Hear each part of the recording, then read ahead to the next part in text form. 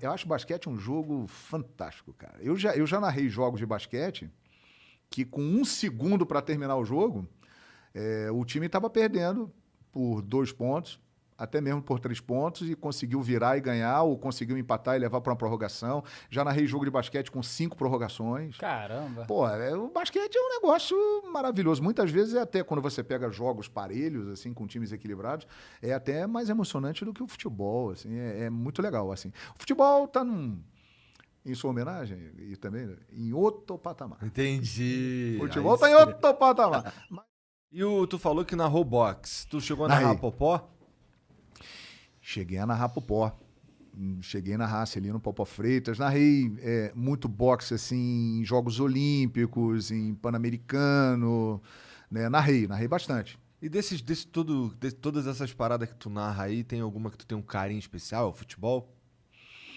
Cara, eu costumo dizer que o futebol é um caso à parte, né? Assim, o futebol é... Você foi pra esse meio por causa do futebol?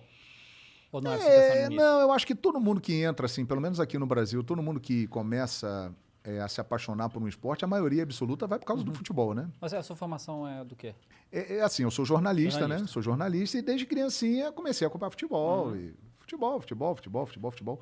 Mas é claro que com o tempo a gente foi abrindo os olhos para outros esportes. E aí entra a influência, né, da minha geração, do Show do Esporte de Luciano do Vale, na TV Bandeirante, porque ali começou a abrir os olhos para outras coisas, né, cara?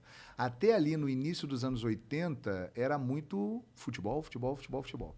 E aí com esse trabalho do Luciano, a gente começou a ver mais basquete, a gente teve acesso à NBA, o futebol americano chegou aqui ao Brasil, o trabalho de força do voleibol que está aí até hoje surgiu também nessa época. Então, ali colaborou muito para ampliar essa cultura esportiva, e aí eu fui me apaixonando cada vez mais e tal. Mas o futebol, sem dúvida, é o carro-chefe que puxa. Eu gosto muito de narrar basquete, cara.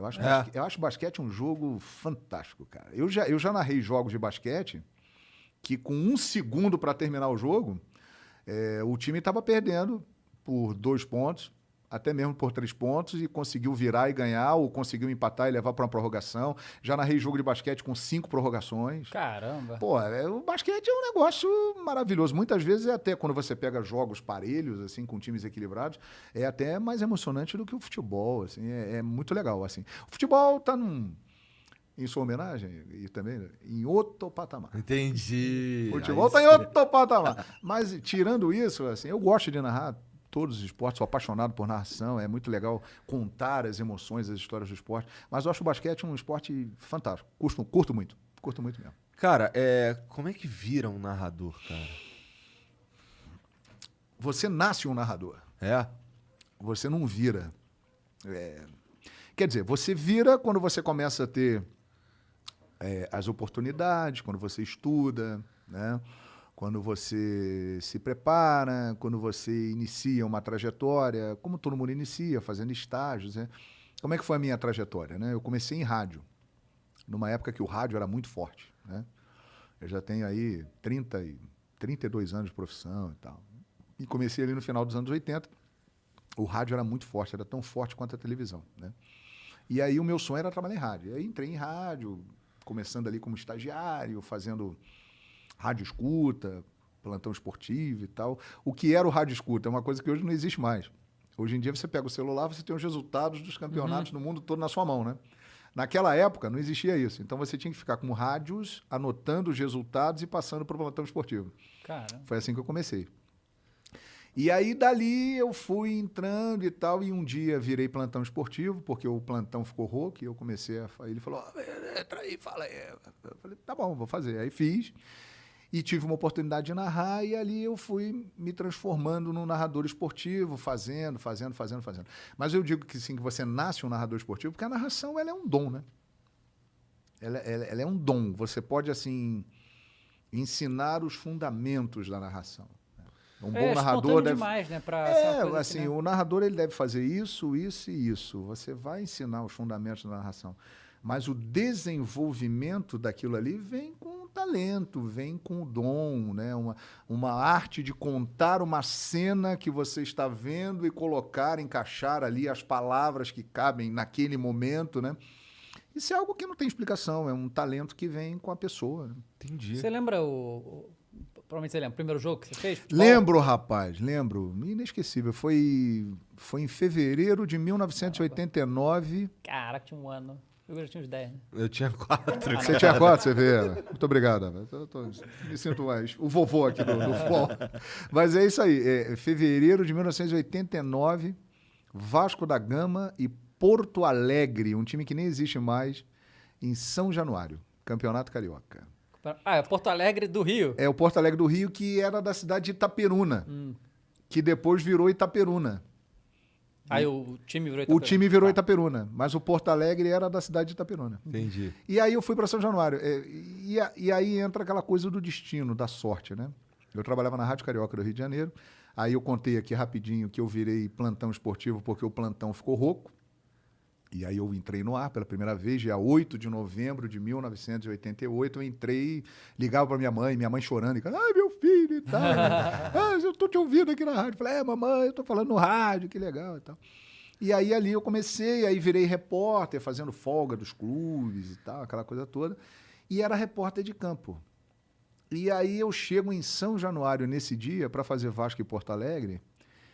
E o narrador, cara, ele teve um piriri, um desarranjo. Famosa caganeira. Exato. Ele não estava de fralda e aí ele teve problemas, entendeu? Entendi. E aí ele falou, cara, eu tenho que ficar no banheiro, eu não posso narrar o jogo. Não dá para narrar o jogo. Você tem vontade de ser narrador, não tem? Eu falei, claro. Ele falou, narra aí. Aí eu falei, tá bom. Mas e aí, como é que vai fazer? Não, eu já falei lá com os caras, o chefe da equipe lá e tal. E o cara autorizou, manda bala. E aí eu comecei. Vasco e Porto Mas Alegre. você não tinha se preparado nem nada. Não, assim, para aquela narração. Não. Eu tinha um sonho, assim. Falei, Assim? eu quero ser um narrador e tal. Não, mas não tem. Assim, E aí pintou a narração. Eu tinha me preparado para o jogo como repórter, né? Tá. Então eu sabia as escalações, eu sabia as informações. Fulano joga, fulano não joga. O time está em tal colocação no campeonato e tal. Mas eu tinha me preparado para ficar no campo, atrás do gol. Olha, foi falta aqui e tal, pênalti. E de repente surgiu a chance. E aquilo, né? Aí a bola quicou, vamos lá. E tu virou narrador a partir daí? Aí a partir dali eu virei narrador, cara.